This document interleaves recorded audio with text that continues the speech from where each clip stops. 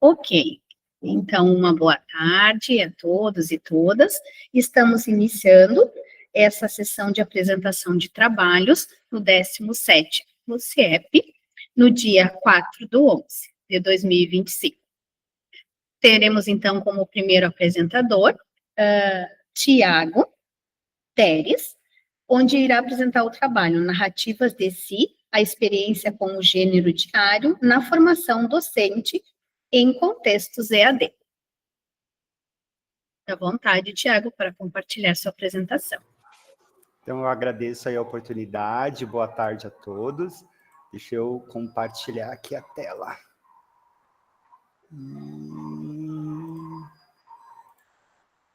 Ver se eu consigo. Peraí.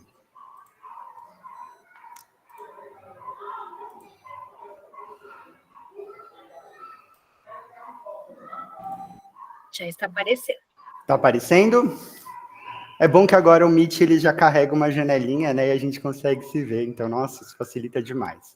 Então, boa tarde a todos, né? Meu nome é Tiago, eu sou aluno do Letras EAD da Unipampa, né?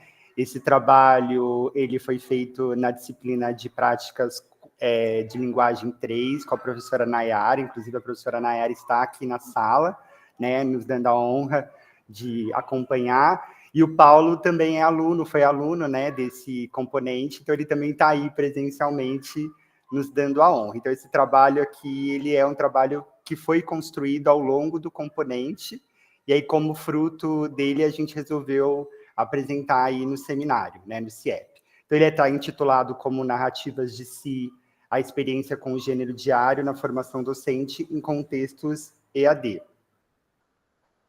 Então, aqui só alguns dados, né? Então, eu resolvi aí escrever e fui orientado pela professora Nayara, brilhantemente, sempre muito carinhosa, muito afetiva, nos auxiliando. Então, explicando um pouco sobre o trabalho, né? Ele foi desenvolvido, então, na disciplina de práticas de linguagem, no primeiro semestre deste ano, né? Então, é um dos componentes do curso de Letras EAD.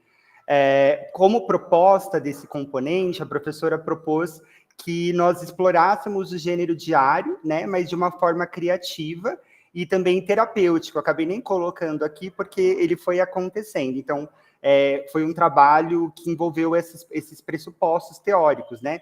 Tanto a escrita criativa quanto a escrita terapêutica, utilizando o gênero diário. Então, a ideia, né, a perspectiva era justamente unir a teoria, né, com uma experiência de formação de professores no contexto EAD, né, onde a gente tem aí vários instrumentos, vários recursos. Então, a proposta era unir essa experiência mais pessoal do diário, né, do gênero diário, numa formação de professores de língua portuguesa para trabalhar a questão da linguagem.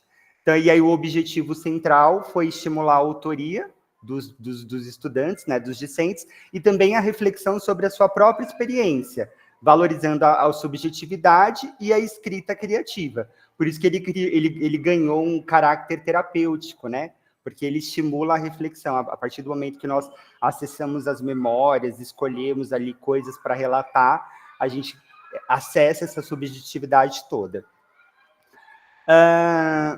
Deixa eu ir para frente. E aí vamos pensar um pouco na metodologia, né? Então, a gente coloquei aqui em 3 grandes blocos, que foram os momentos de produção desse diário, né? Então, no primeiro momento da disciplina, a professora trouxe aí para a gente alguns materiais, né? Sobre o conceito de texto, sobre o conceito do gênero, como é que a gente produz esses sentidos através da escrita, porque o diário também ele acaba tendo uma oralidade muito grande, mesmo ele sendo uma escrita. Aí, feito isso, gerou em torno de um mês e meio, essa preparação mais teórica. A gente passou por uma parte mais prática, que foi a produção dos diários. Então, ela colocou como demanda que nós escrevêssemos ao longo de 7 dias consecutivos. Então, tinha ali um período definido, e aí todos nós fomos convidados a escrever 7 dias consecutivos no diário. E aí era uma escrita liberal, cada um relatava o que quisesse, né? Eu mesmo não relatei momentos atuais, eu fiz um resgate do passado, né? Visitei memórias e coloquei. Mas teve alunos que colocaram o seu cotidiano, o que acontecia dia a dia, separava um momentozinho do dia e fazia o seu escrito. E aí, ao final disso, nós subíamos esse material no Moodle para poder ser avaliado, né? E ser porque ele tinha um caráter avaliativo também. E aí, feito essa escrita, essa produção, aí sim nós passamos para um terceiro momento mais reflexivo, de compartilhamento, onde houveram rodas de leitura. Então, foi muito importante, porque apesar da gente ter essa subjetividade mais individual, houve também a oportunidade de compartilhar um pouco dessas memórias e dessas escritas nessas rodas. Então, os alunos foram convidados a lerem um dia, né? Ninguém leu o seu diário na íntegra, e aí compartilhar ali alguma das suas escritas. Então, foram feitas, se eu não me engano, de 5 a 6 rodas de leitura, em momentos combinados, e aí os alunos espontaneamente iam compartilhando as suas escritas, os seus relatos. E aí, no final, também, a professora propôs um fórum, onde nós pudéssemos refletir um pouco sobre todo esse processo e essa análise, e aí foi justamente nesse momento que algumas questões apareceram, inclusive para a gente tentar produzir aí um pouco desses produtos finais que a gente vai apresentar. Então, a metodologia do componente foi essa, e aí o trabalho aconteceu nesses 3 grandes blocos ao longo do primeiro semestre deste ano. Só destaco que a professora ela já faz esse trabalho há algum tempo nesse componente, né? Ela sempre pega esse componente, então é uma recorrência, apesar que eu acho que esse ano foi um pouco diferenciado, pelo que ela mesma comentou. Acho que rendeu mais resultados. E aí, alguns resultados, né, porque esse trabalho ainda está sendo construído, ele é recente, então a gente está terminando aí de produzir algumas coisas a partir desses diários. Então, algumas das experiências que a gente conseguiu pensar nessas rodas de leitura e nessas rodas de reflexão foi um atravessamento de gênero, né? Então, os meninos, eles relataram que eles nunca tinham escrito diário. E, de fato, né? Então, anteriormente, quando a gente for pensar na década de 90, ali nos começos dos anos 2000, o diário ele era oferecido para as meninas. Então, toda menina tinha o seu diário, aquele cadeadinho, os meninos não. Mas muitos tinham curiosidade de ler o diário das meninas, né? E também de escrever. E aí, quando eles foram convidados a fazer, houve um estranhamento, porque era um gênero novo. Então, eles nunca tinham escrito. Eu mesmo nunca tinha escrito. Então, a gente percebeu essa dificuldade maior de se expressar através da escrita, porque era algo que eles não tinham vivenciado na sua infância ou adolescência, tá? Também foi possível a gente perceber que eles reconheceram o diário como um instrumento de reflexão e autoconhecimento. Então, os alunos conseguiram chegar nessa conclusão, que era importante, né? É mais um canal de autoconhecimento, que a escrita de si, ela é um exercício de subjetividade, então, quando a gente for pensar no caráter mais terapêutico, né, e durante o componente a professora convidou uma psicóloga, e essa psicóloga, ela usa a escrita terapêutica nas suas sessões. Então, ela convida os pacientes a escreverem um pouco sobre as situações que eles vão tratar na terapia. Então, a gente conseguiu perceber isso também, que acessar essas memórias e escrever sobre elas é um exercício de autoria e de subjetividade, que muitas vezes a gente, no cotidiano, não tem instrumentos. Então, o diário ele pode ser um instrumento para isso. A gente também conseguiu deduzir que essa ampliação da voz pessoal na formação, né? Então, a gente percebe que na academia, muitas vezes as vozes são silenciadas, a gente não é convidado a falar a nossa opinião. Normalmente é a opinião do autor, o que é dito, o que o vídeo fala, e a sua voz pessoal, a sua marca, a sua memória. Então, a gente percebe que esse diário, esse instrumento, ele amplia essa voz pessoal dos estudantes ao longo da formação. A gente também percebeu que houve um distanciamento grande, né, do modelo de escrita acadêmico tradicional, inclusive alguns alunos optaram por fazer manuscrito diário, né, o que num curso de letras EAD é diferenciado, e postaram essa escrita para a professora.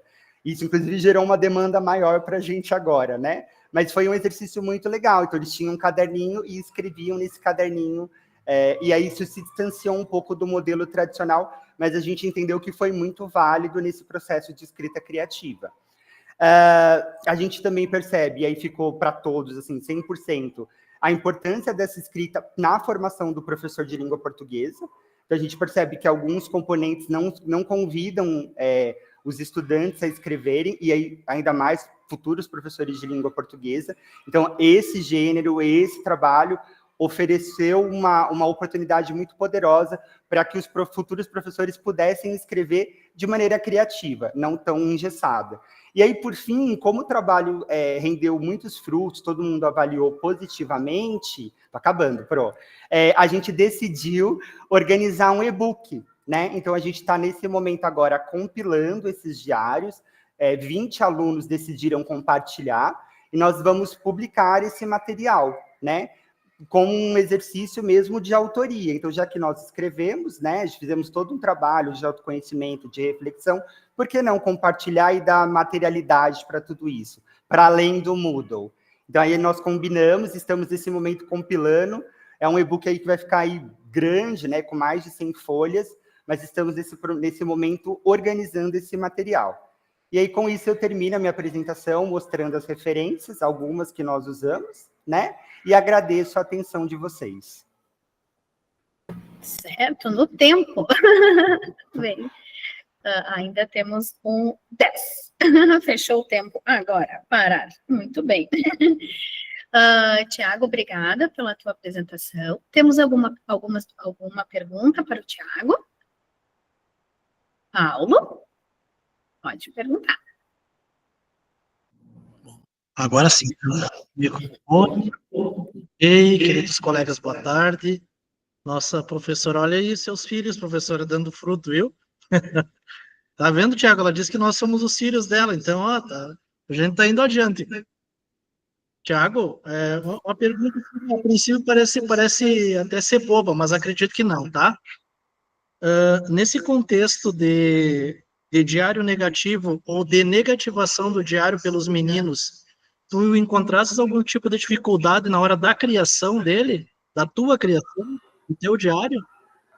Do meu diário, não, porque eu, inclusive, quando eu senti, né, essa demanda, até conversei com a professora, eu falei que eu não queria seguir o formato sugerido inicialmente de fazer o registro presente, que como eu faço terapia, né, acho que terapia é vida, todo mundo deveria fazer, que eu ia associar mais a questão terapêutica, então eu ia trazer 7 memórias que eu estava trabalhando na terapia, e aí eu ia justamente combinei isso com a minha psicóloga e falei, olha, eu vou escrever e gostaria de apresentar esse material. Então, a minha, ela caminhou para um outro lado, então eu não senti essa dificuldade, mas em conversa com os meninos nas rodas, e até depois, porque aí eu fui conversando com os alunos, né, muitos relataram isso, essa dificuldade e esse estranhamento por ser diário, que eles se sentiram até, acho que até alguns colegas falaram, né, disso, que eles tinham até vergonha de ler, porque era uma novidade, assim, eu até escrevo, mas eu não quero ler, porque eu acho que era um desconforto pessoal de se envolver mais nesse gênero, que até então, para eles, era um gênero feminino, era uma escrita de mulheres. Eu realmente não senti porque eu caminhei para esse lado, mas eu acho que não teria essa dificuldade, não, mas não tinha escrito diário, como eu disse lá na infância, então era um gênero novo para mim. Mais alguma pergunta?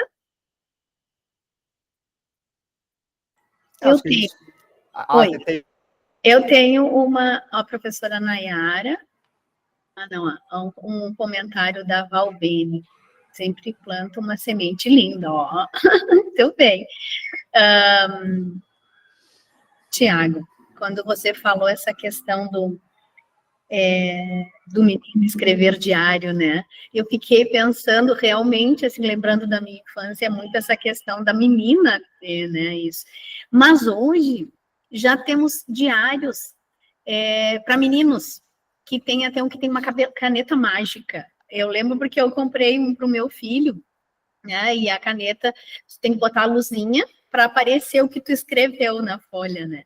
Então, é bem interessante, e eu não tinha feito essa relação, né, que agora existe, de repente, que a gente possa estar incentivando, né, essa escrita também de meninos ou meninas, né. E uma pergunta, a questão do diário, você usou um diário um recurso do Moodle para escrever o diário, ou cada um digitou e depois baixou um PDF e subiu para o Moodle? Não, a professora deixou livre, né? Então, cada um escreveu com o seu próprio recurso, tanto que alguns alunos fizeram a opção de fazer manuscrito. Então, escreveram no caderno, depois bateram fotos de PDF, e aí subiram isso para ela poder fazer essa leitura. Então, não foi tarefa? Como uma tarefa? Foi uma tarefa. E tanto é que agora a gente está nessa produção do e-book, esses deram muito trabalho, porque eles não estavam digitados, né? Então, como é que a gente publica um e-book manuscrito? Não dá. Mesmo que a gente fuja desse formato mais tradicional, tem coisas que não dá. Então, até falei isso para a professora, que foi uma discussão que para o próximo componente, realmente, se a gente for pensar no e-book, novos e-books, para a gente colocar essa condição, porque realmente, dependendo do volume, fica muito ruim de ficar digitando tudo isso. Mas ficou muito livre, ficou bastante livre como tarefa mesmo, não tinha um recurso, nem sei se tem um recurso no Moodle para isso. Tem recurso que poderia facilitar, né, essa questão. Mas, perfeito, ótimo.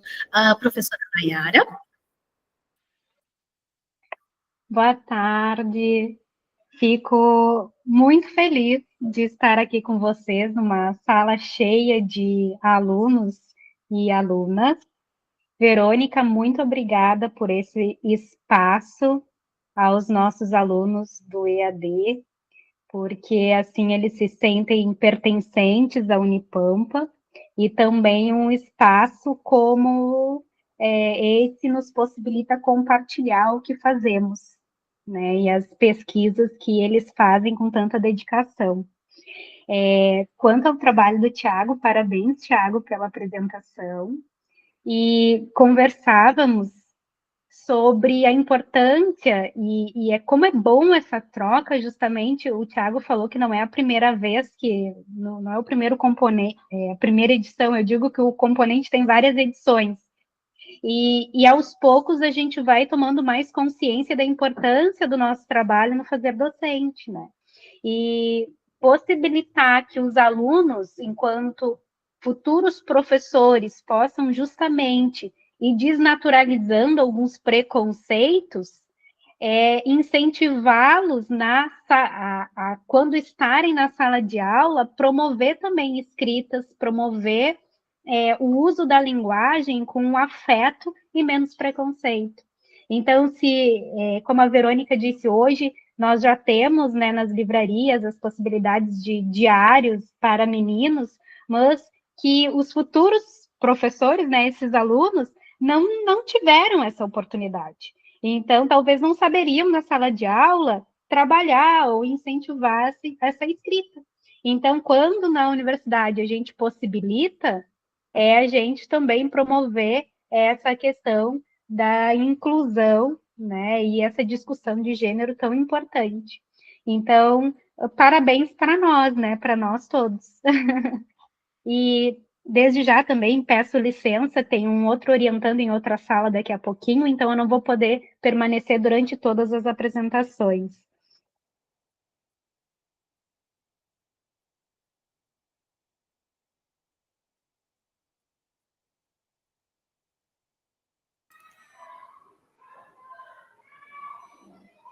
Vocês estão ouvindo a professora? Não. A Verônica, Não. Ela está falando, está sem som.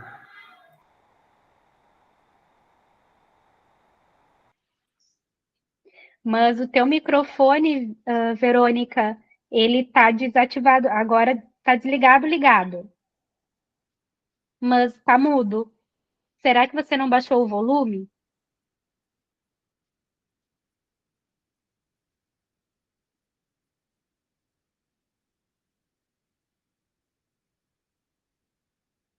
Pode ter dado conflito com a história do áudio da sala, talvez, da caixinha de som.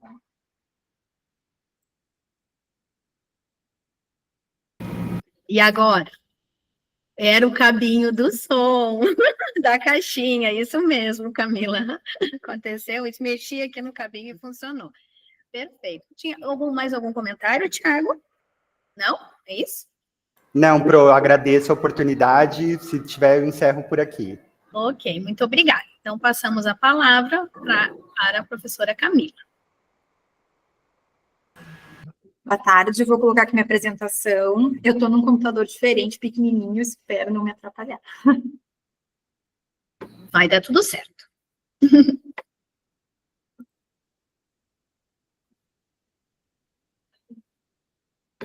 Então, a Camila irá apresentar o trabalho intitulado Inteligência Artificial Generativa no Ensino Superior, revisão sistemática em universidades federais brasileiras.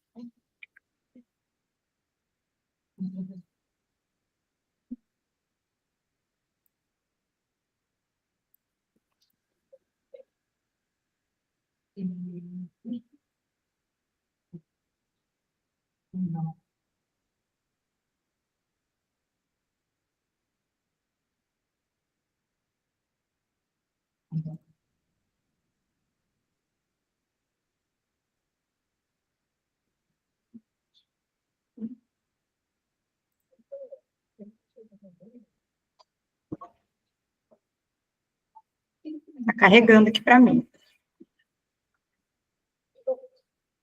Para a gente já está aparecendo.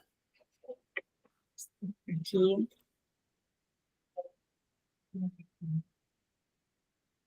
Está carregando, só um minutinho.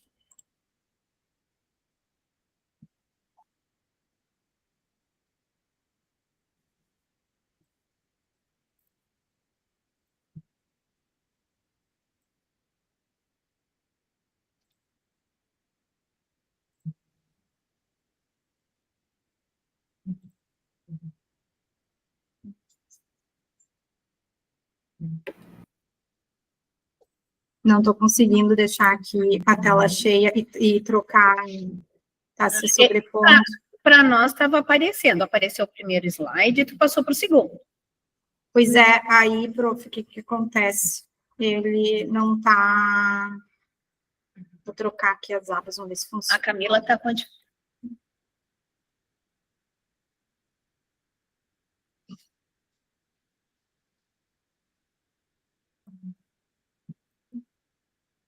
Só um minutinho. Eu tenho salvo aqui também em PDF, para caso desse esse problema. Então, eu vou fazer assim, eu vou abrir o PDF. Isso, e qualquer coisa, se quiser mandar para mim também, mas tenta o PDF primeiro.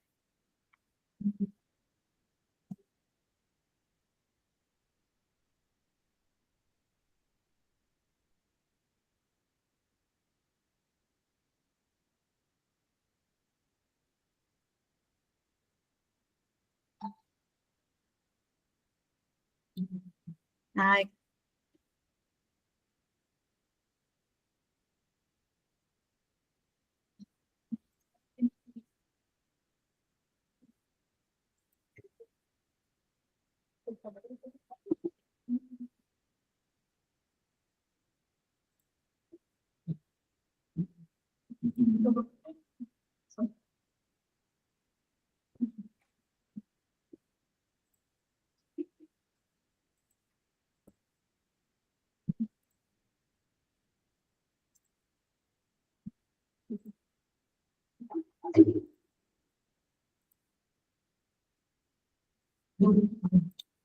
A Maria Júlia já está ali. Maria Júlia, tudo bem? Depois, se tu quiser testar o teu áudio também, se está funcionando direitinho, enquanto a Camila organiza a apresentação.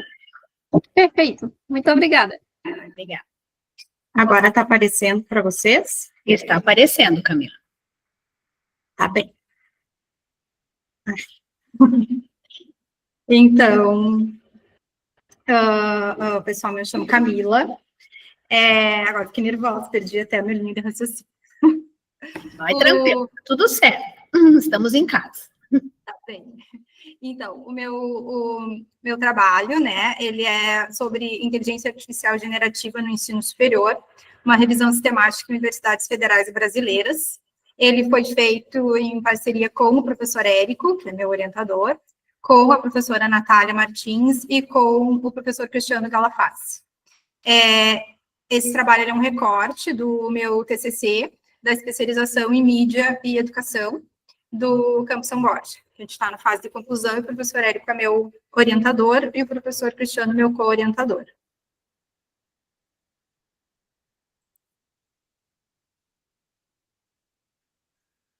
Então, o contexto, né? Por que a gente resolveu fazer, né, escrever sobre isso? A inteligência artificial, como vocês sabem, ela está, né, transformando tudo o que nós conhecemos e que nós trabalhamos, a nossa rotina, né, os setores, e no ensino superior, né, ela apresenta oportunidades e também desafios. Nós temos ferramentas como ChatGPT, Copilot, Gemini, que estão presentes na nossa rotina. E com isso, né, observando, né, o nosso dia a dia, nós percebemos que nós temos essa lacuna, né, de ver o quê? Como que as universidades federais brasileiras estão utilizando e regulamentando a inteligência artificial generativa. Então, o nosso objetivo geral foi mapear ações, políticas e publicações sobre o uso da inteligência artificial generativa nas universidades federais, e ver o que tem de iniciativas regionais, comparar o nível de adoção dentro das instituições. Nosso recorte são as universidades federais, né, porque a gama ela é muito grande a nível de Brasil, então fizemos esse recorte.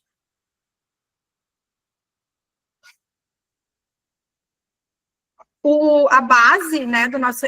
Claro, o referencial ele é bem extenso, mas a base para iniciar foi a Estratégia Brasileira de Inteligência Artificial, o projeto de lei sobre, né, inteligência artificial que está tramitando, que é sobre o uso ético da inteligência artificial a nível, né, Brasil, e também usamos as recomendações da Unesco sobre ética, inclusão e transparência, que daí são a nível internacional.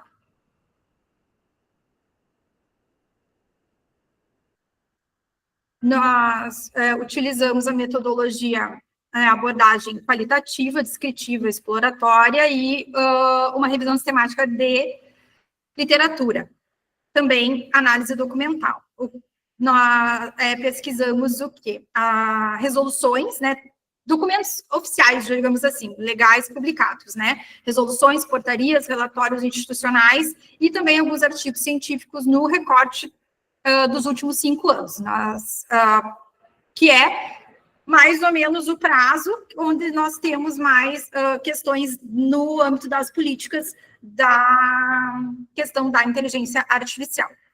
Aí, depois, na hora com a busca, né, retornaram mais de 90 resultados, e aí fizemos aquele refinamento de relevância, atualidade, abrangência regional.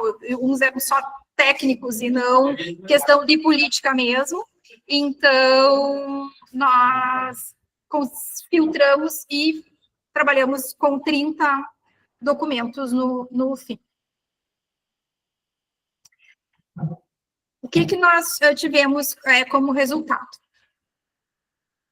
Na região Nordeste e Sudeste, ali, né, na região Nordeste, nosso principal destaque foi a Universidade Federal do Delta do Parnaíba, que é a primeira universidade que tem uma política formal de inteligência artificial dentro da instituição.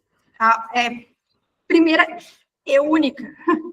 Temos outras que estão trabalhando, mas política mesmo, formal, publicada, resolução, só temos na Universidade Federal do Delta do Parnaíba. Depois, na Universidade Federal de Minas Gerais, eles têm alguns documentos produzidos, né, de recomendações institucionais, fazem formação docente, mas resolução ainda não tem. Essa é a região Nordeste, se destaca pela região com maior grau de regulamentação e governança, né, neste assunto.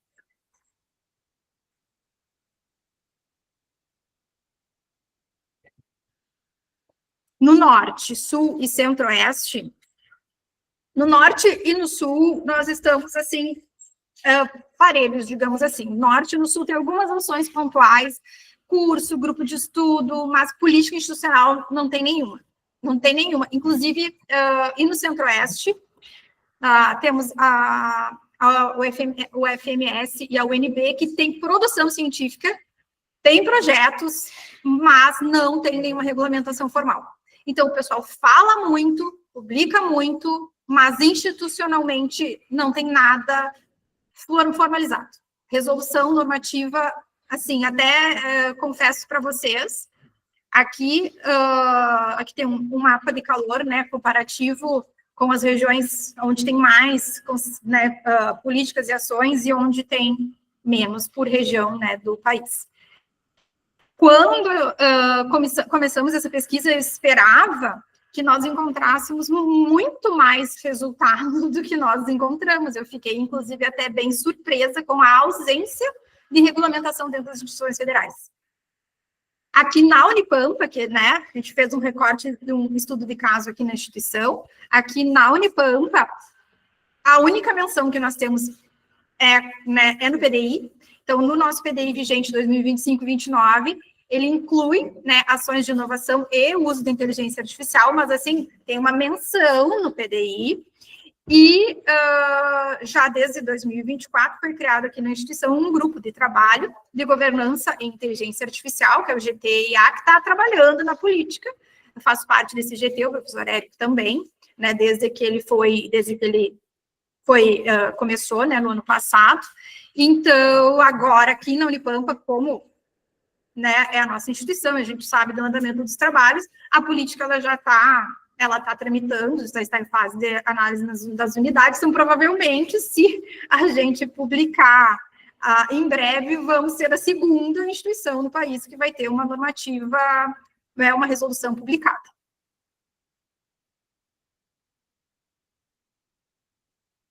Em síntese, né, aqui, e recomendações, né, nós percebemos que é um movimento crescente, todo mundo fala disso, né, mas ainda está muito desigual. Tem regiões que a gente vê que o assunto está recém começando, enquanto tem outras que já estão com os trabalhos mais avançados. Nós constatamos, né, que tem GTs em mais de uma instituição, assim como a nossa, então, imagino, né, que talvez estejam trabalhando assim como nós, mas está com uma disparidade bem grande. O que seria interessante, né, como recomendação, seria formalizar as políticas institucionais, porque sem política a gente não consegue garantir um uso transparente, né, um uso ético, um uso que seja inclusivo. Então,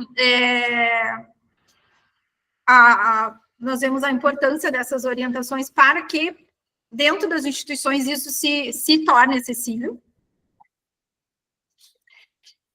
E, como conclusão, né, nós percebemos que as universidades federais, elas vivem uma fase de transição entre experimentação e regulamentação.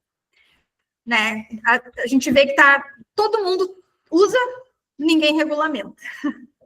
E nós pensamos que consolidar a governança de inteligência artificial, né, requer estrutura institucional, formação continuada, porque muda muito, e compromisso, né, compromisso ético, compromisso social, isso é muito importante.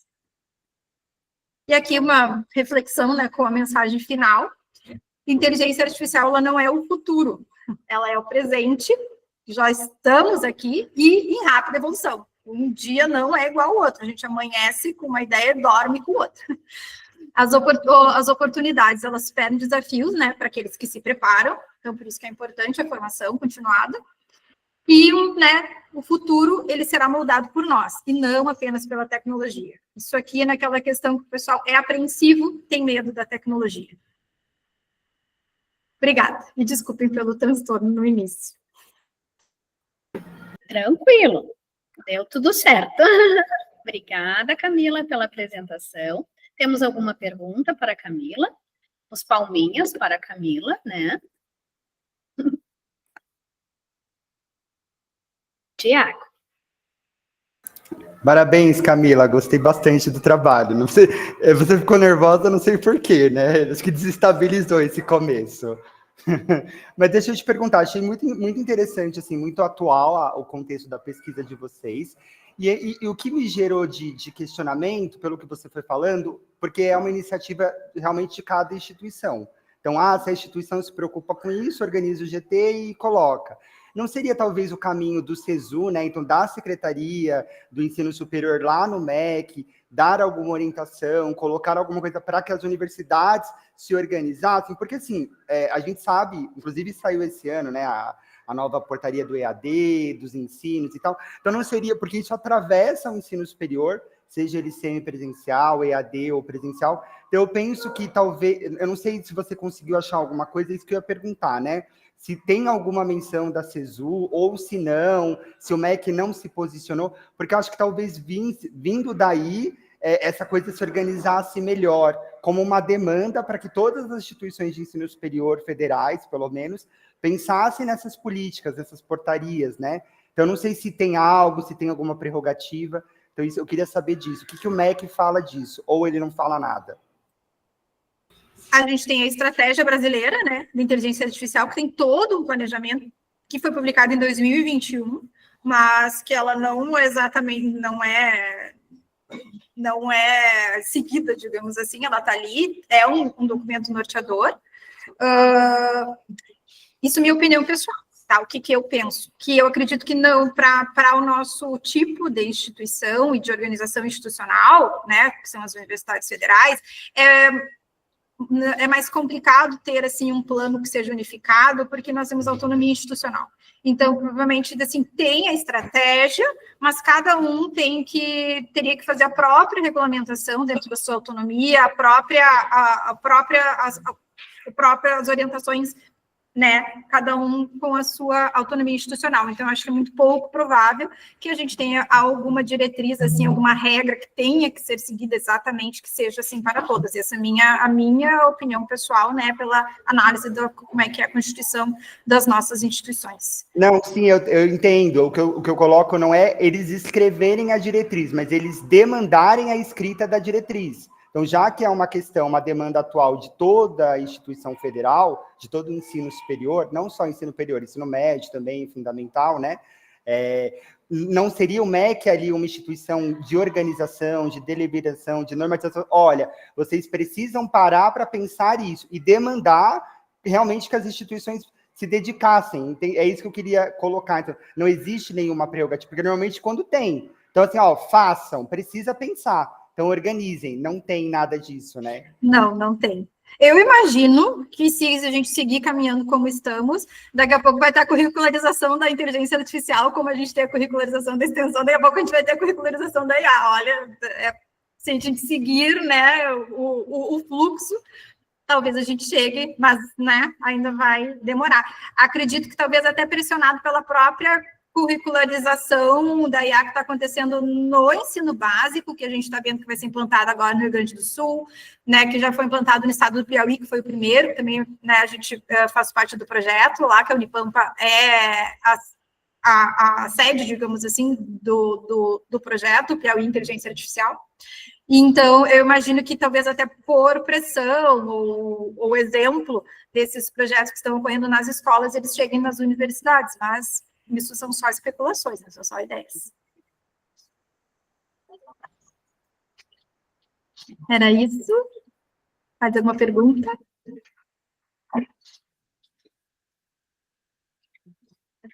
E como é importante, né, Camila, essa regulamentação, né? Que bom que nós na Unipampa já estamos neste processo de consulta, né, de participação e organização dessa documentação, porque exige e é muito rápido, né? É muito rápido, a coisa vai mudando, como descobre uma outra ferramenta e outra questão. E outro dia eu estava, não posso falar muito. Outro dia eu estava vendo, eu gosto de assistir a novela Terra Nostra, né? Pelo Globoplay. E aí eu olhava aquele tempo que levava para as pessoas se comunicar, às vezes tinha que uma pessoa vir de um outro lugar para avisar o que estava acontecendo, né? E eu disse, gente do céu, como era antigamente, como é hoje. A rapidez que as coisas mudam, a comunicação, né, e toda a inteligência que precisa estar nos currículos, né, como você falou, né, precisa ter a legislação. Enfim, não posso falar mais, porque já acabou o tempo. Vamos lá. Muito obrigada, Camila. Palminhas, então, para a Camila. E Obrigada, pessoal. Desculpem ali pelo começo, mas deu tudo certo. Obrigada. deu tudo certo. Então, agora nós chamamos a Maria Júlia, que vai apresentar 2 trabalhos, né? O primeiro é qual a probabilidade de você recomendar o curso de idiomas para um amigo ou colega. Contigo, Maria Júlia. Boa tarde, pessoal. Vocês me ouvem bem? Pode. Sim. Bem, eu vou compartilhar aqui a minha tela. Já vou iniciar a minha apresentação.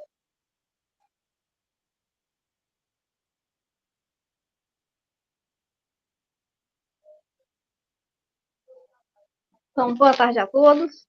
Meu nome é Maria Júlia. Esse trabalho é realmente resultado do projeto de extensão que eu fiz parte nos últimos meses do Centro de Línguas Jaguarão. E um dos idiomas ofertados realmente foi o Guarani, que é realmente sobre ele que esse trabalho trata. Qual a probabilidade de você recomendar o curso de idiomas para um amigo ou um colega? E, bom, esse trabalho foi possibilitado juntamente com a professora Maria do Socorro, que é a coordenadora do projeto, a professora Denise, que é a vice-coordenadora, e também com a professora Maria Alice, que foi quem realmente conduziu o curso. Então, só para trazer uma introdução, né, sobre o que é que realmente foi perguntado aos alunos do curso, foi uma pergunta bastante similar àquela que recebemos uma vez que vamos em uma loja, que fazemos uma compra, que avaliamos um determinado serviço. Uma escala de 0 a 10. Qual a probabilidade de você recomendar a empresa para um amigo ou um colega? Nessa escala de 0 a 10, podemos subdividir em 3 tipos de respondentes. Quem responde de 0 até 6 é considerado um detrator. Quem responde de 7 ou 8 é considerado neutro. E quem responde de 9 e 10 é considerado promotor. Na prática, o que isso quer dizer? Os detratores realmente são aquelas pessoas que, por exemplo, em uma mesa de bar, vão falar mal desse serviço ou desse produto. Os neutros não vão se engajar em uma conversa do tipo, em um contexto informal, e os promotores realmente vão levantar a questão em um grupo informal, vão falar bem desse produto, desse serviço e especificamente desse curso. Então, a amplitude dessa resposta realmente é nessa escala de 0 até 10. E o número de promotores pode até mesmo estimar o crescimento de uma instituição, de uma empresa, pela estimativa da lealdade desses respondentes, desses clientes, desses usuários. Então, essa pergunta realmente é o norteador do Net Promoter Score. Também é o tipo de pergunta que empresas aplicam de forma interna para mensurar como está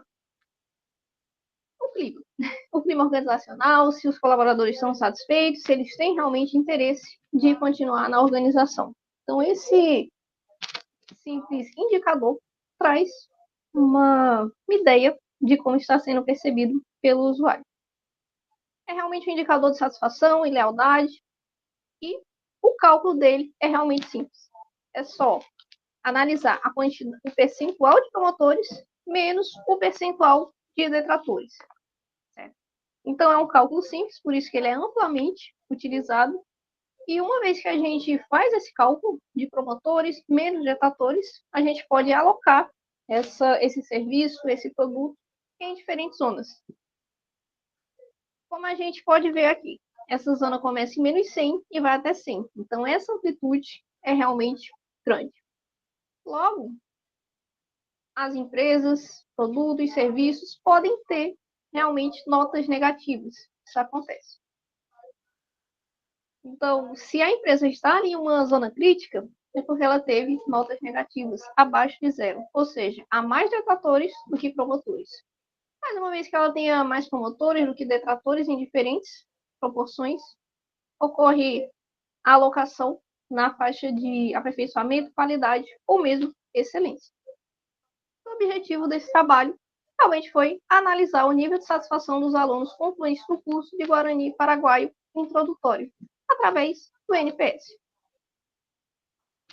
Então, essa pergunta foi aplicada aos alunos de uma forma online, também foi como aconteceu o curso em si.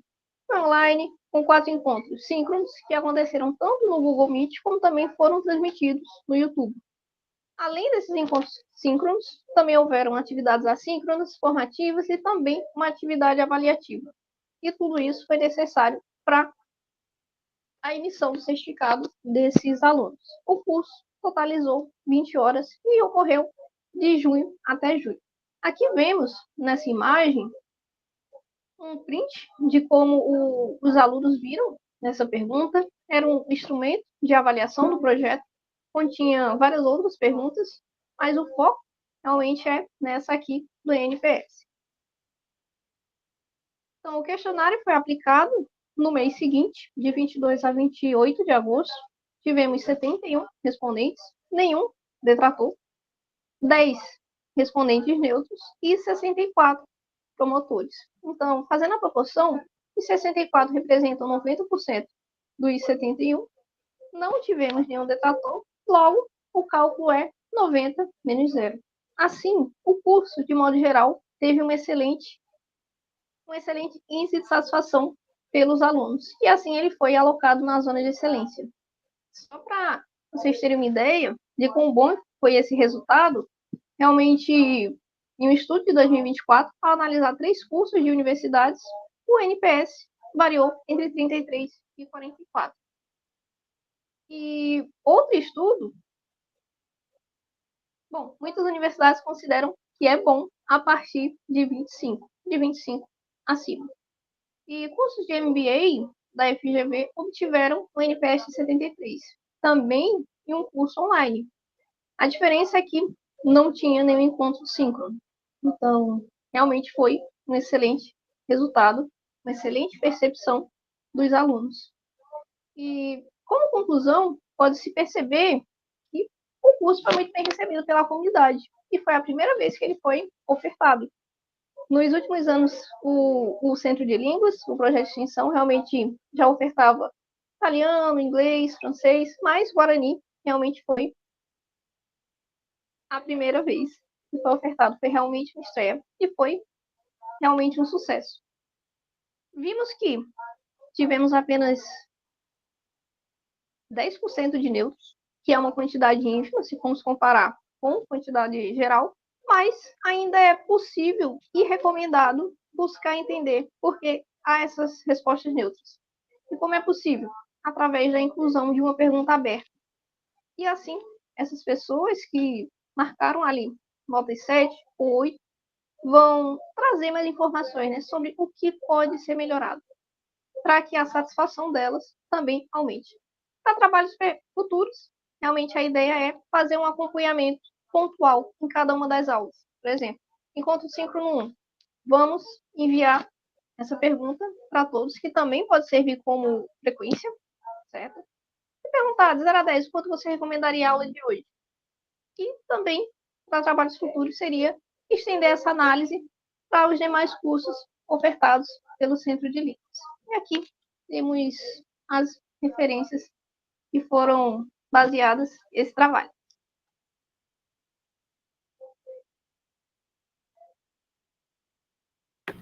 Muito obrigada, Maria Júlia. Foi menos tempo utilizou, né? Mas tranquilo. Alguma pergunta para Maria Júlia?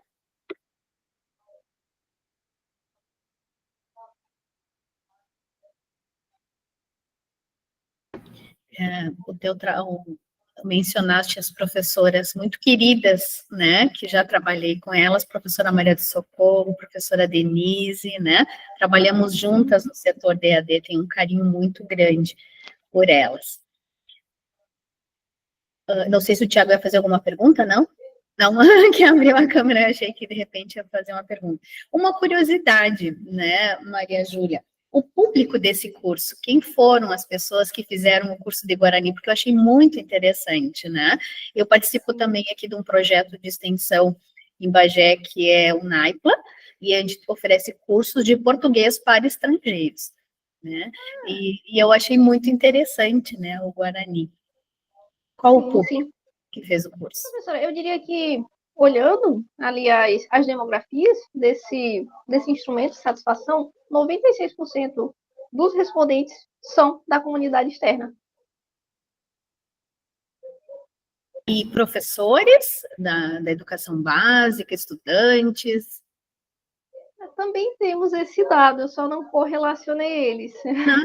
Mas Tranquilo. ele foi bastante abrangente, sabe? Houveram participantes de outros países, da América Latina mesmo. Olha que interessante. Sim. Interessante.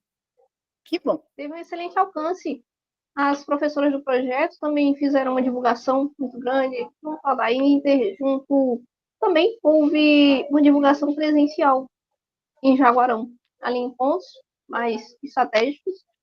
Então foi bastante interessante. E houve realmente, assim, somados todos os cursos, foram mais de 1.000 inscrições em 2025.1.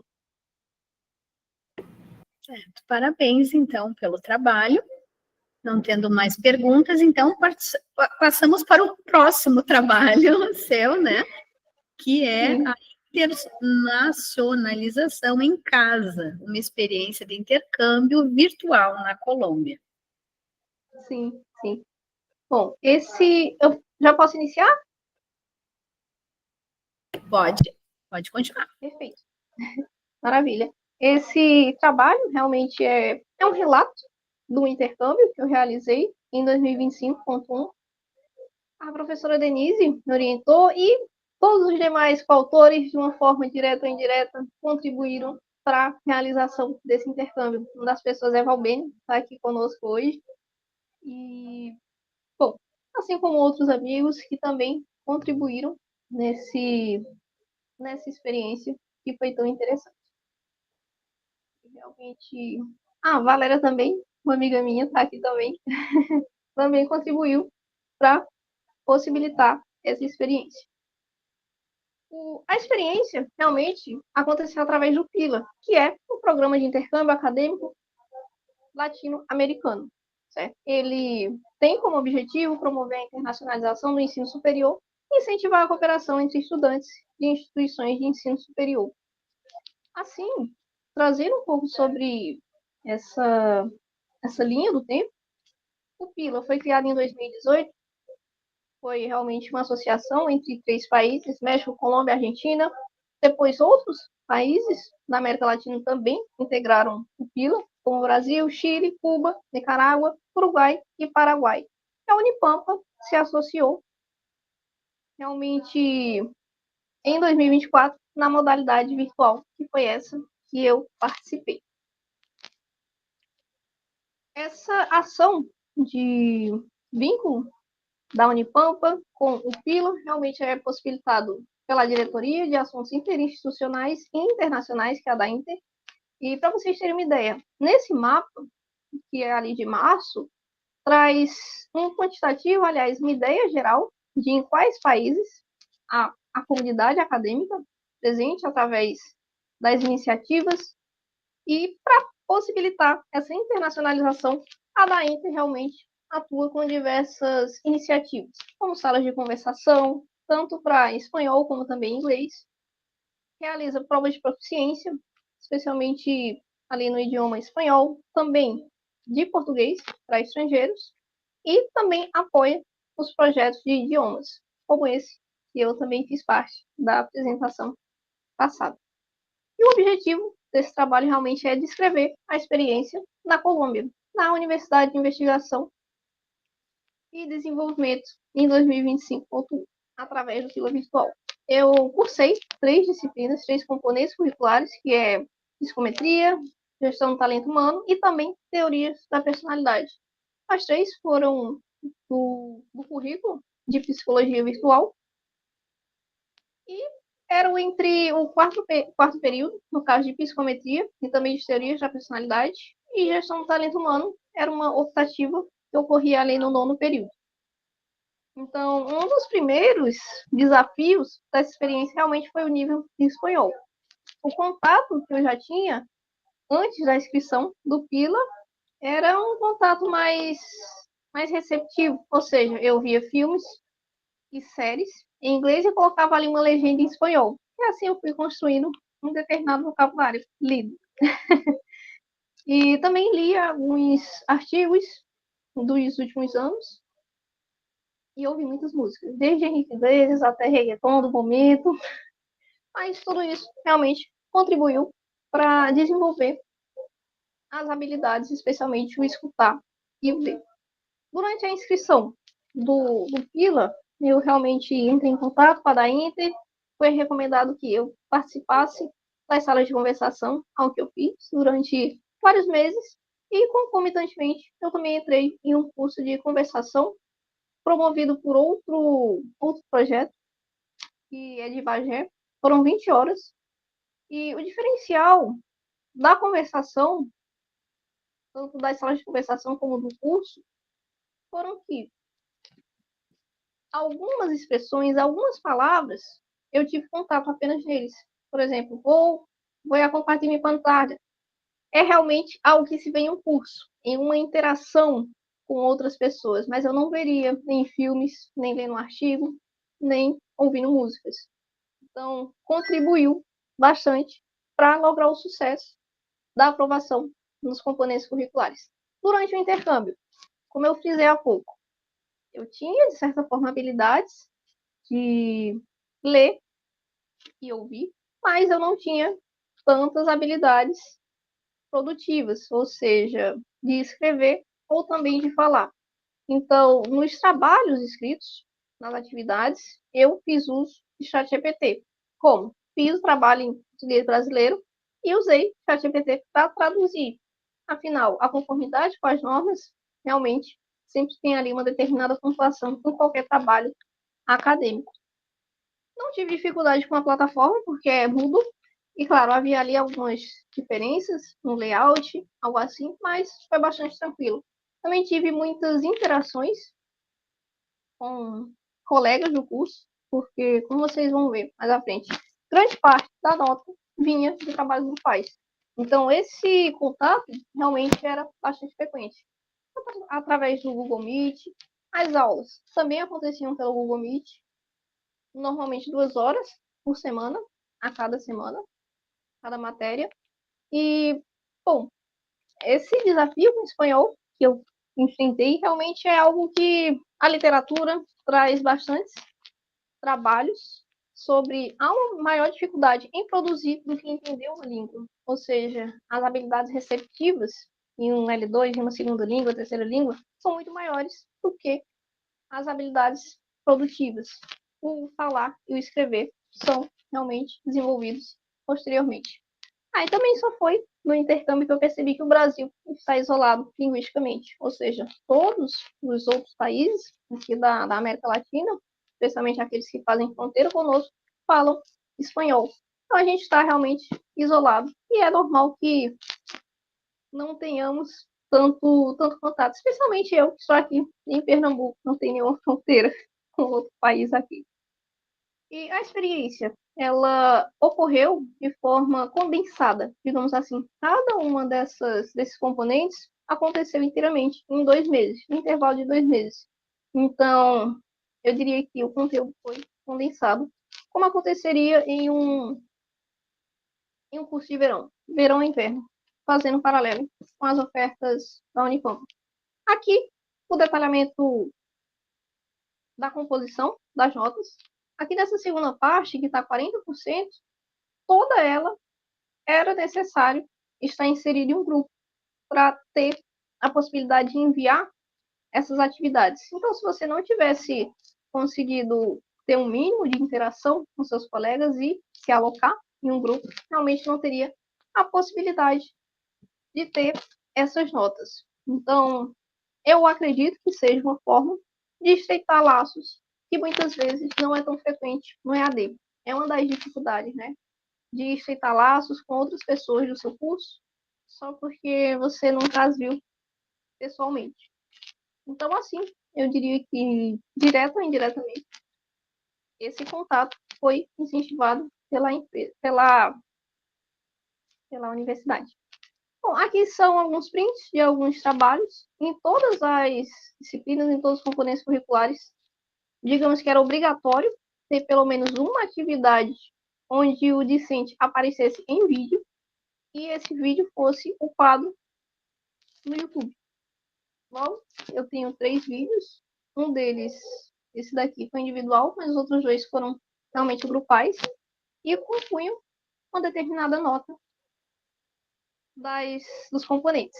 E como conclusão é que realmente foi uma experiência bastante enriquecedora, tanto acadêmica quanto profissionalmente, era algo que eu via muito além em filmes, fulano fez um intercâmbio, e realmente foi bastante interessante.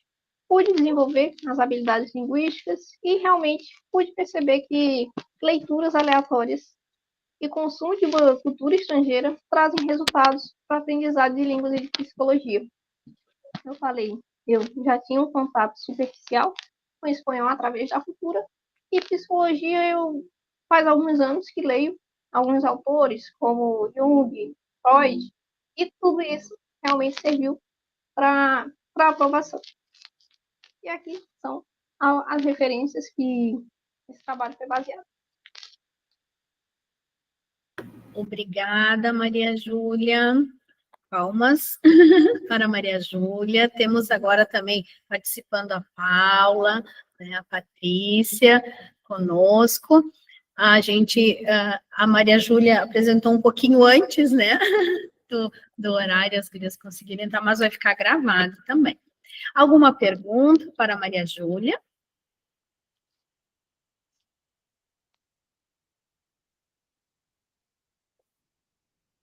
Um comentário, então, Maria Júlia. Agora nós estávamos conversando com a Fernanda da Inter, um pouquinho antes de entrar aqui na nossa sessão, né, e sobre o PILA, né, sobre o programa PILA, e a nossa preocupação com a mudança da legislação, né, agora com o novo decreto da EAD, uma exigência é que as avaliações sejam presenciais, né, seja um componente na totalidade à distância ou parcialmente à distância, que tenham avaliações presenciais. Então, claro, a avaliação presencial, se é o componente aqui, né, da Unipampa, o aluno teria que vir aqui na Unipampa ou ir a algum polo no exterior, por exemplo, né? Pode-se pensar em ter polos também no exterior. Mas como o programa não é de um curso inteiro, né? São de disciplinas, também é algo que precisa se analisar, a viabilidade disso.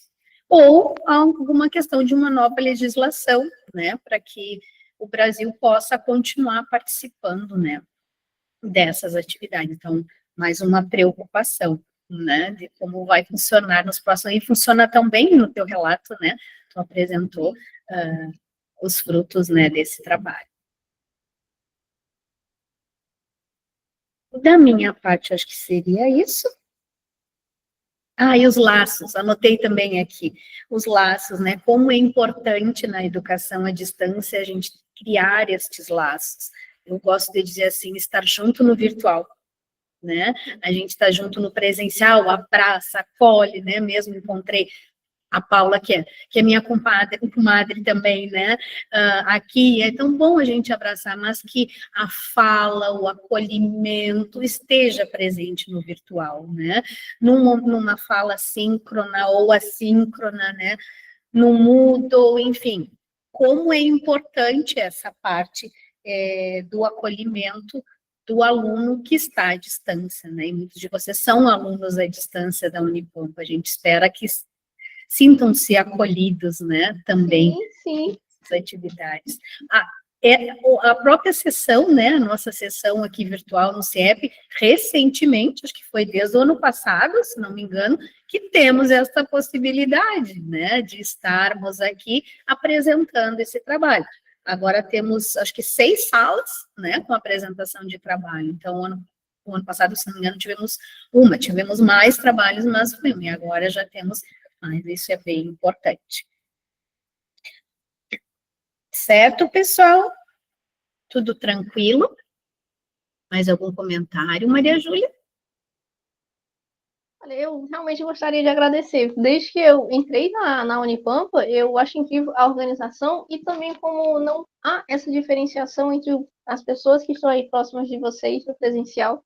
Por exemplo, eu já participei de várias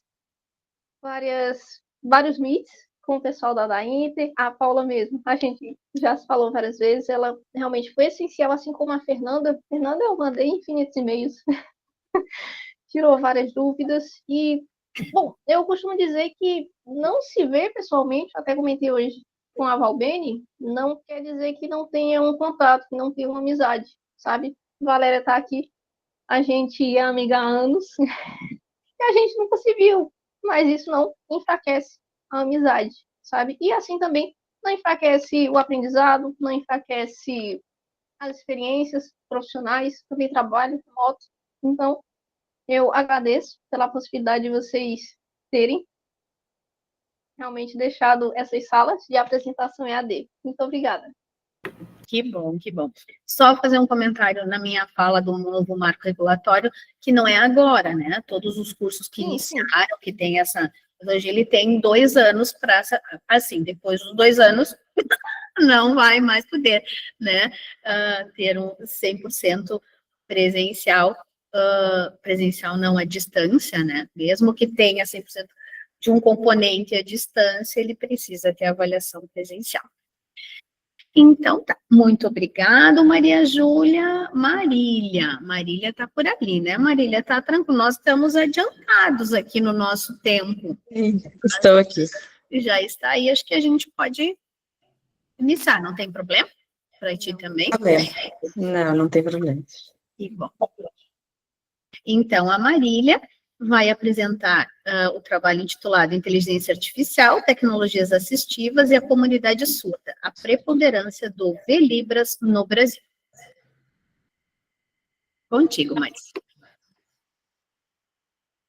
Estou conseguindo visualizar aí a tela?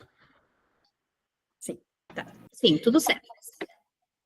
Então, o tema é Inteligência Artificial, a Tecnologia Assistiva e a Comunidade Surda no Brasil, a preponderância do VLibras aqui no Brasil.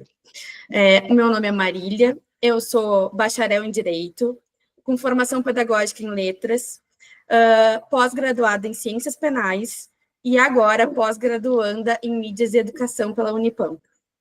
Esse trabalho é um recorte, então, do meu TCC, né, que eu vou apresentar agora, do curso, então, de pós-graduação em Mídias e Educação.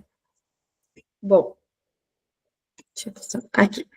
Então, eu começo conceituando o que é a comunicação, que a comunicação, então, é um direito fundamental de toda e qualquer pessoa, e está lá garantida no artigo 5º da Constituição Federal.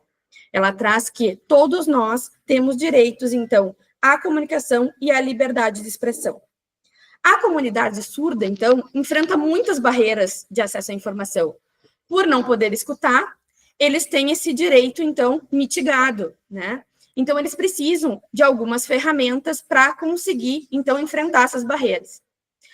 Aí nós temos a legislação de Libras. A Libras, então, na Lei 10.436 de 2002 e no decreto que regulou essa lei, que é o número 5.626 de 2005, estabelece que, para a comunidade surda, a Libras, então, é a primeira língua dos surdos, e o português é apenas a segunda língua, diferente de nós ouvintes, que nós temos o português como a nossa língua materna. Eles não têm a Libras. E aí surgem as nossas diferenças estruturais. Por quê? Porque a Libras é diferente do português. A ação de muitas palavras na Libras são parecidas em algumas palavras no português. E nem sempre uma frase em Libras, ela é interpretada totalmente a frase. Às vezes, é só um contexto, né? E isso dificulta para eles, surdos, essa comunicação. Opa, desculpa, passei demais.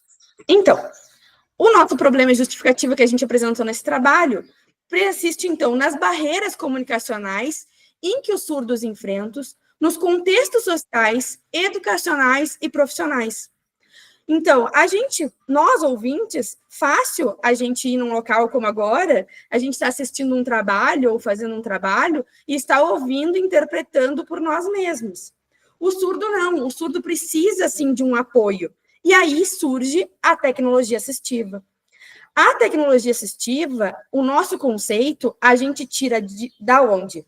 Do Comitê de Ajudas Técnicas. Esse comitê é formado dentro da Secretaria Nacional de Políticas para Pessoas com Deficiências e ela estabelece que a tecnologia assistiva é um conjunto de recursos, produtos, estratégias ou ferramentas, ou ainda serviços, que visam proporcionar, então, que a pessoa com deficiência tenha autonomia e consiga a sua independência, que ela sozinha ela consiga fazer. Então, a tecnologia assistiva não é quando a gente faz pela pessoa, é quando ela, a pessoa com deficiência, consegue, com um recurso, chegar no que ela precisa. Ela tem uma independência. Não é eu auxiliar ela a pegar a caneta, mas sim ela pegar a caneta sozinha. Então, é essa tecnologia assistiva que nós trazemos para o trabalho. E a importância ainda de compreender os impactos e as limitações que nós temos nas ferramentas que a gente tem acessível hoje com inteligência artificial.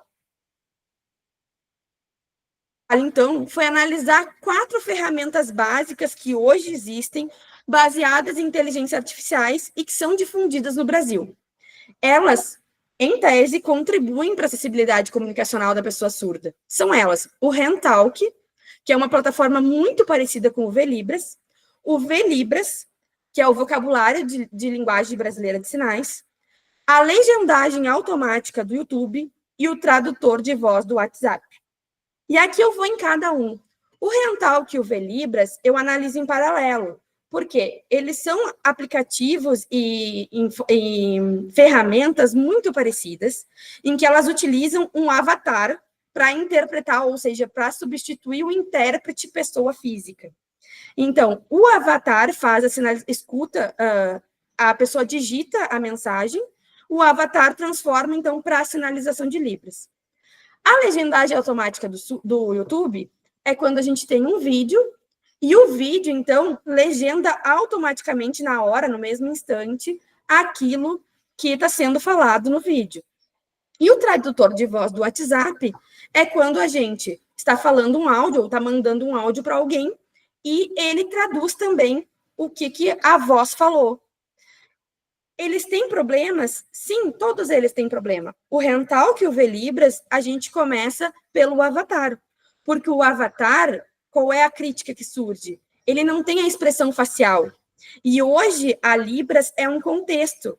Ela é a expressão manual e a expressão também de rosto, de intenções, né, de manifestações que o intérprete faz e dão aquele contexto para Libras. Então, ele dificulta. A legendagem automática do YouTube, às vezes, com a entonação de voz da pessoa, não sai exatamente a palavra que ela falou. E o tradutor de voz do YouTube, dependendo do volume da voz, ele não traduz algumas palavras. E aí ela fica com tracinhos ou incompleta. A metodologia adotada, então, foi uma abordagem qualitativa, exploratória e descritiva. Nós usamos um levantamento teórico documental, começamos com a legislação, depois os manuais do VLibra, também as informações que nós tínhamos em artigos, né? Os artigos, então, como a minha colega Camila ali, ela fez um levantamento da inteligência artificial, né? E eu fui para a parte da inteligência artificial com a comunicação ou acessibilidade. E aí eu encontrei bem menos artigos, eu encontrei somente 22 nessa área, e estou utilizando 12 na minha revisão sistemática de literatura. Então, o foco foi nas percepções, nas experiências e nas limitações apontadas pela própria literatura, especializada em acessibilidade e inclusão da pessoa com deficiência. O referencial teórico, então.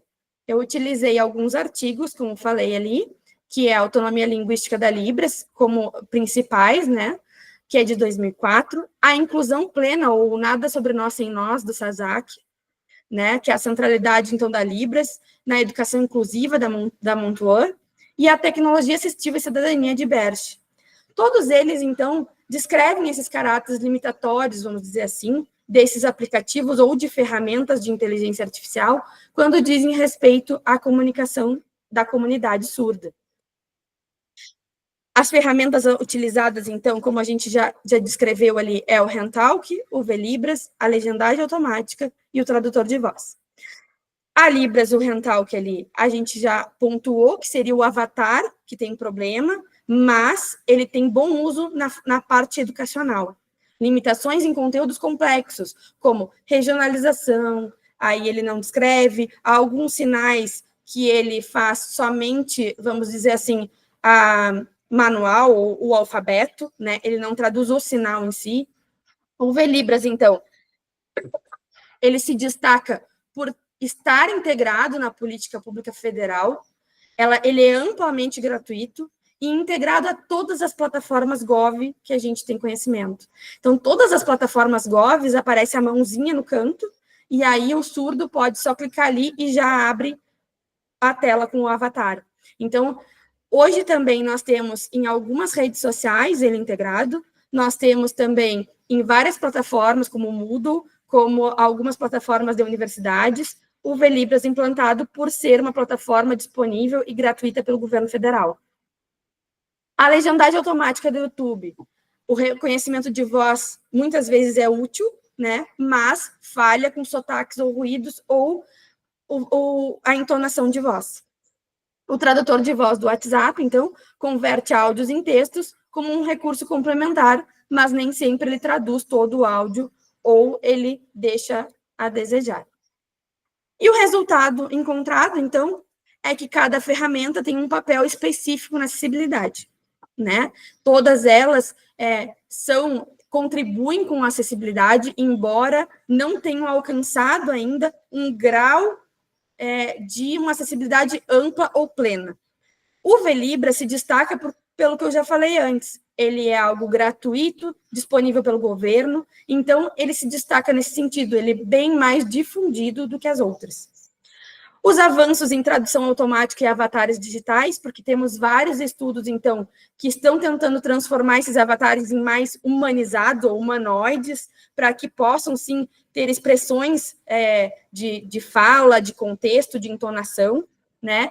E persistem ainda desafios técnicos e culturais. E o que a comunidade surda pede para que ela seja incluída, então, nesses aperfeiçoamentos que estão sendo feitos, então, na inteligência artificial quanto à comunicação.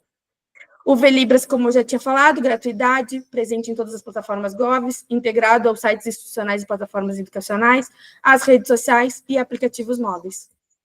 Nossas conclusões, então, que as tecnologias assistivas com IA são fundamentais para uma inclusão comunicacional, embora a comunidade surda ainda tenha um pouco de preconceito, mas a eficácia delas depende de um aprimoramento técnico e participação ativa da comunidade surda.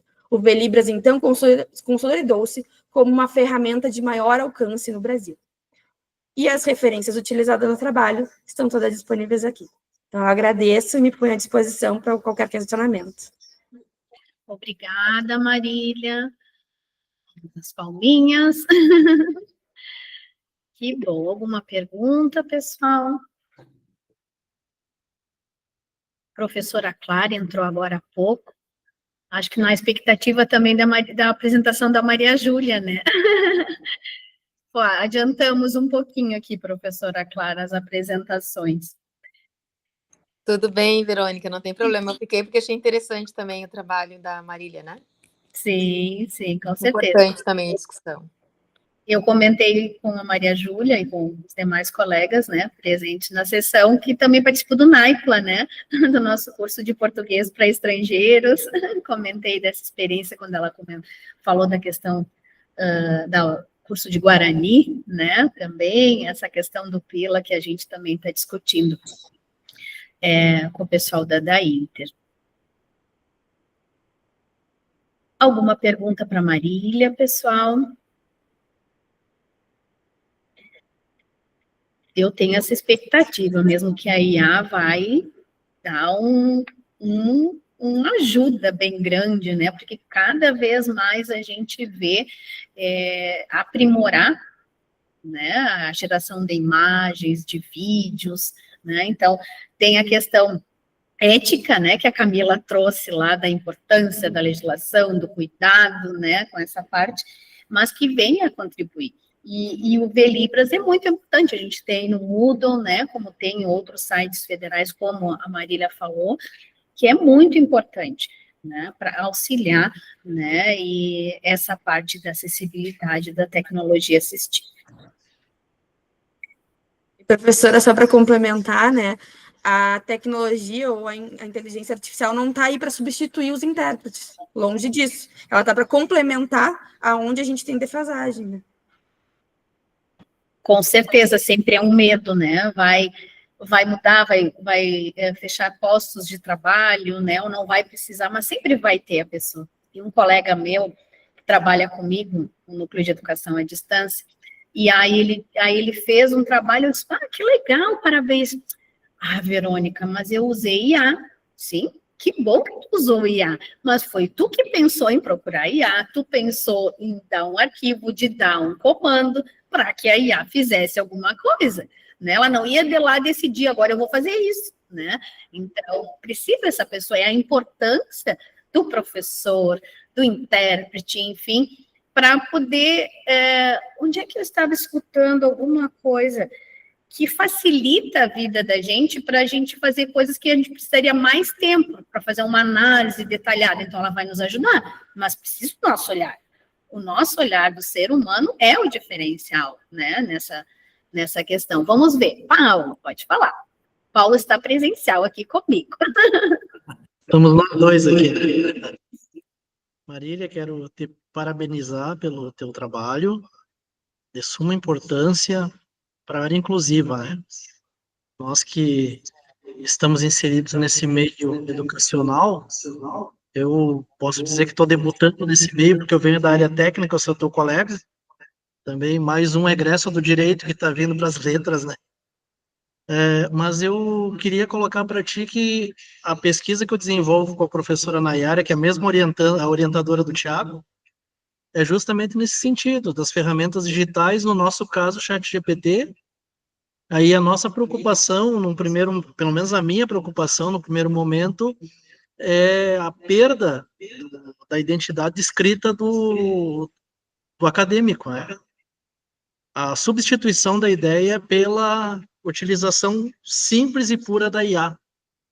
A gente se preocupa com esse viés, né? Eu, na verdade, quando levei a ideia inicial para a professora, era estudar os malefícios. Aí ela parou, me olhou e disse, por que a gente não estuda os benefícios, então? E, de fato, a gente tem adentrado nessa área ainda, é uma área, assim, bastante densa, né? Tem opiniões de todos os lados, e a gente está tentando desenvolver o nosso trabalho nesse sentido, né? Inclusive, ano passado eu participei de um evento, e, assim, com pesar que eu digo que se alvoroçou a fogueira das vaidades, e uma colega nossa, uma professora lá da PUC, ficou indignada. Como é que ela há 20 anos estuda esse assunto e eu que comecei ontem estava entrando na área dela? Aí tu tem que ter todo um jogo de cintura para mostrar para ela que é uma preocupação comum a todos, a preservação da identidade humana, né? E que o ser humano se afaste um pouco da preguiça e use também a sua inteligência própria, né? Para que a sua ideia possa ser difundida.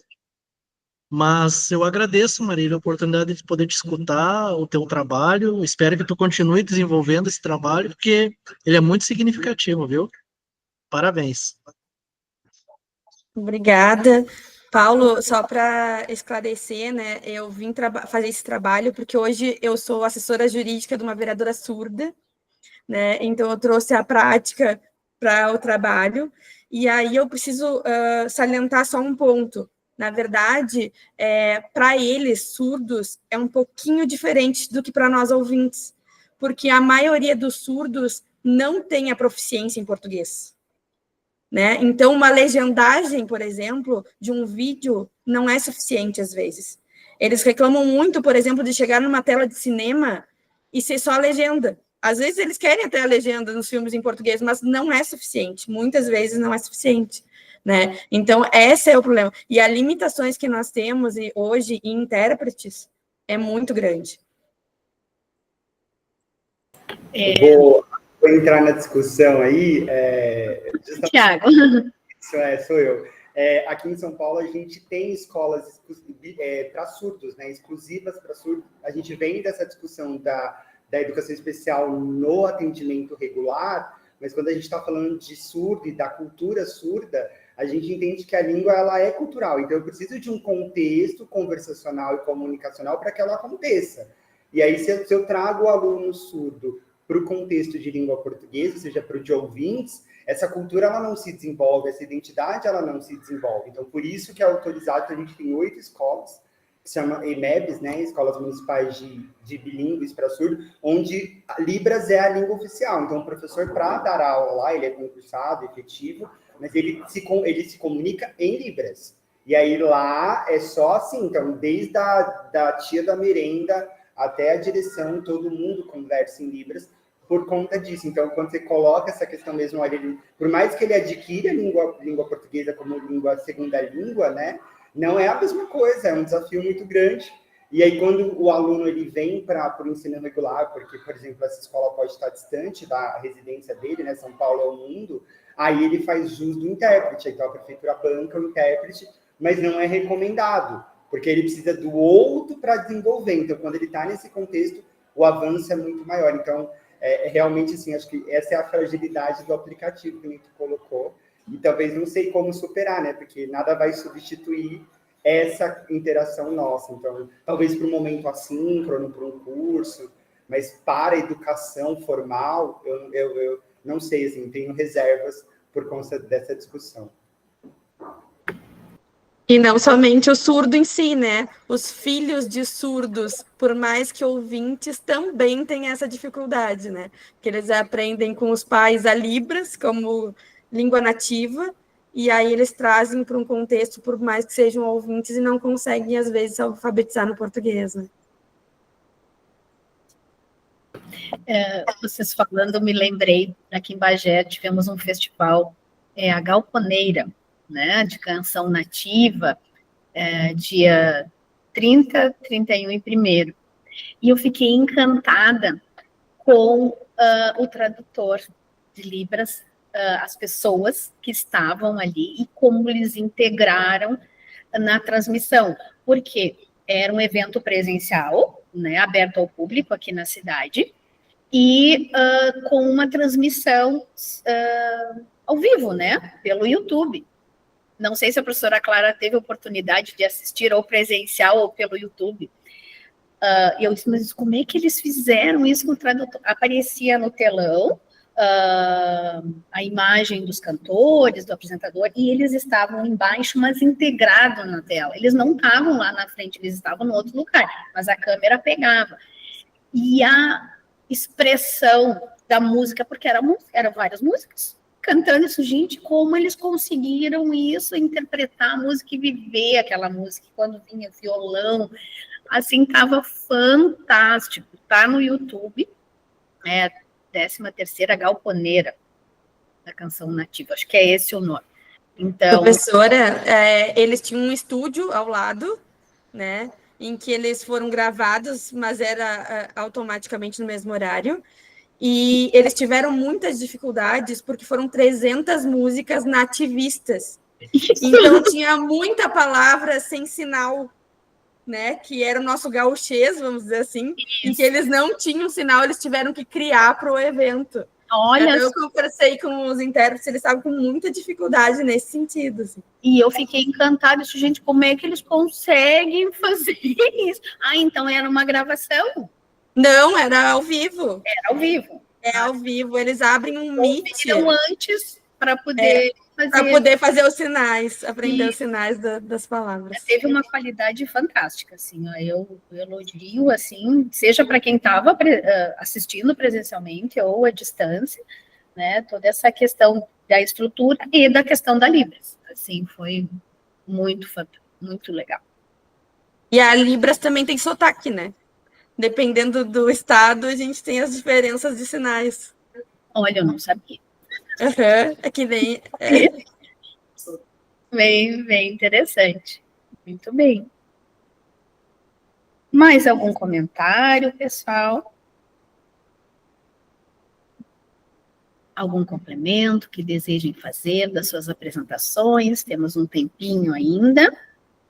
Eu queria agradecer, professora, aos meus 2 orientadores, o professor Érico, que não sei se ele está aí ainda. Agora ele já saiu, porque Agora ele já saiu. Professora Amélia, né? Para mim foi, assim, bastante difícil esse trabalho, porque eu trabalho na área da inclusão como advogada, mas não nessa área da inteligência artificial. Então, foi algo bem novo, né? Que o professor Érico me ajudou. E a professora Amélia também, que deu suporte na área da acessibilidade e inclusão. São 2 professores fantásticos, né? Da nossa universidade, em conjunto com tantos outros. O professor Érico teve que sair, como ele está acompanhando várias sessões aqui, né? Agora ele não está comigo, mas ele vai assistir a gravação, com certeza. Queria agradecer, então, a participação de todos vocês, dizer que foi uma honra participar desta sessão. Transitamos, né, desde o diário, da importância da escrita, do diário manuscrito e transpondo para o digital, né, ou lá no Moodle, ou em PDF, enfim, mas toda essa parte da sensibilidade do masculino, do feminino, né, da questão de gênero, que trouxe o Tiago lá no início, transitamos pela IA, com a Camila, com a importância da regulamentação, né, a questão ética que traz e como as universidades estão caminhando para isso, como a nossa universidade também está fazendo essa construção coletiva, né, a Maria Júlia, né, que trouxe a questão do curso de Guarani, né, uma inovação, o público que participou e o sucesso desse curso, a questão do PILA, né, virtual e da necessidade da gente, de repente, ter alguma legislação que mantenha que permita, né, de alguma forma, que projetos como esse continuem ativos no Brasil, né? Como tem a legislação, a gente tem que estar. Mas ela trouxe todo esse cuidado, esse trabalho, né, na questão das línguas. E finalizando, então, com a Marília, com a IA também, que trouxe a fala da Camila, que trouxe na parte da Marília, e a importância da acessibilidade, né, para todos, né, a tecnologia assistiva muitas vezes ajuda, seja quem precisa da Libras ou outras tecnologias, né, isso estar presente, né, desde lá no site, lá no Moodle, e que possa aprimorar essa inteligência artificial, mas nunca descartando as pessoas que são muito importantes e que são fundamentais e que dão um tom dessa inteligência artificial, né? E como a gente lembrou também, e a Marília trouxe essa explicação de como foi essa gravação desse evento aqui em Bagé, que eu acho que se tornou uma referência, como tantos outros, né, que temos, mas é algo recente que me trouxe à mente aqui. Então, acredito que seria isso, novamente agradecer a todos a participação, e continuamos nas atividades do CIEP, nos encontrando. Amanhã, o Núcleo de Educação à Distância vai ter uma atividade presencial, de manhã vai ter uma atividade online, desculpa, a gente vai estar divulgando por e-mail dos alunos também, falando da educação à distância, do Núcleo de Educação à Distância, na parte da manhã, pelo Google Meet.